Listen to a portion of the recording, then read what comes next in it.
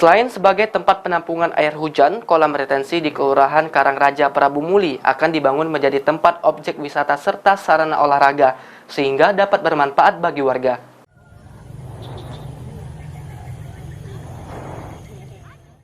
Kolam retensi terletak di Kelurahan Karangraja, Kecamatan Prabu Muli Timur, berasal dari aliran anak sungai Klekar. Jika terjadi hujan deras, danau inilah yang dapat mengantisipasi musibah banjir.